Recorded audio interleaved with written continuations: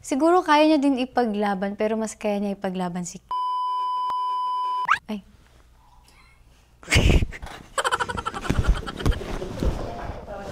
Mali pala.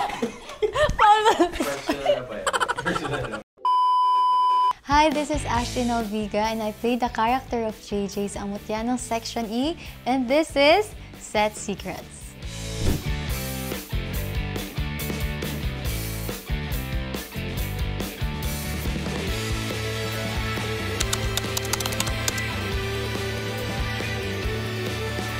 Minsan kasi hindi ako makarelate dun sa pinagdadaanan ng character. So, pinagpipray ko na sana maramdaman ko kung ano yung pinagdadaanan mismo ng character. Mas inaano ko lang talaga kung ano yung nangyayari sa character, kung ano yung pinagdadaanan niya, kung ano yung nararamdaman niya, para mas totoo po yung emosyon na nalalabas ko. Wala naman masyadong ritual. Siguro bukod sa, syempre, preparation, yung pagbabasa ng script, pag-aaral, pag-memorize.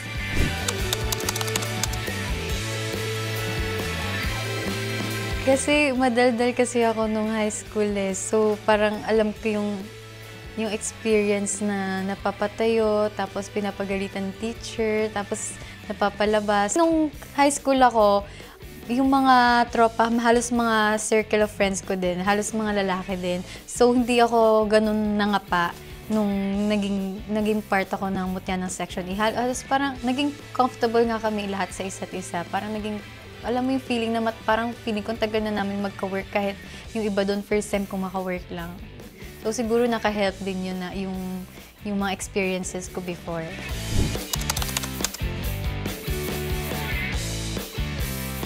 Kay Robin kasi so parang na-meet ko na siya before. So nung nalaman kong magkaka-work kami ulit, ayun, excited lang. And kay Andres, syempre medyo na-intimidate ako nung una kasi kilala ko na siya. Tapos hindi niya ako kilala, ganyan. Pero nung nakausap ko siya pa yung unang umapproach sa amin lahat. And sabi ko, ay, ang humble naman.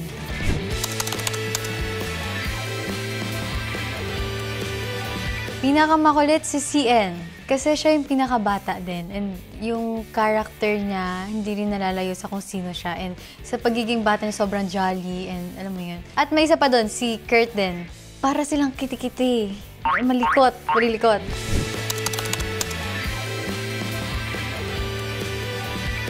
Si Josh at si David. Hindi ko alam kung ina-apply ba nila yung nung character nila. Pero para silang tahimik lang sa gilid, tas tulog. Ayun. Tapos pagkakausapin mo, isang sagot sa isang tanong.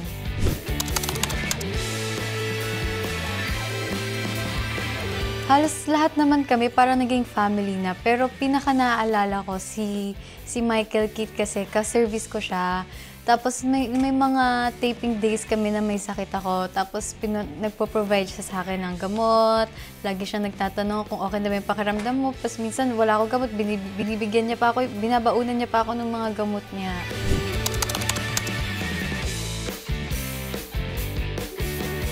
Yung kailangang maging seryoso.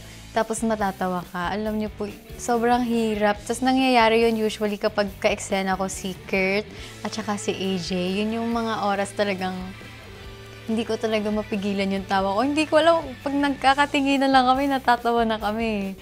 Tapos natatakot ako kasi baka magalitan ako ni Direk. Ayoko magalitan. So, hindi ko alam kung ano yung gagawin ko noong mga time na yun. Wala ko, ano lang yung mga nakakatawa sa social media. Kasi feeling ko same kami ng mga FYP.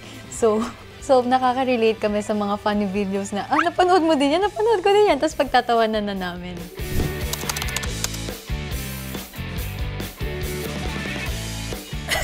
Si Direk Ted talaga yung mutya.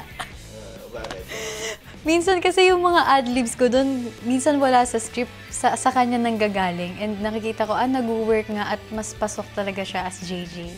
Siya talaga si JJ.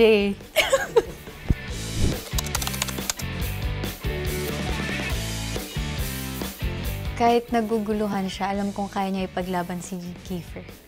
Siguro kaya niya din ipaglaban, pero mas kaya niya ipaglaban si... Ay.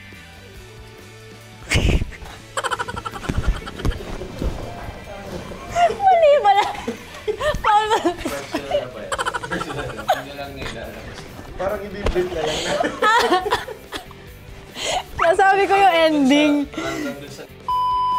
Iniimbitahan ko po kayo manood ng Ang Mutya ng Section E this May 19 na po yan every Mondays to Fridays at 6:45 p.m. dito lang sa TV5.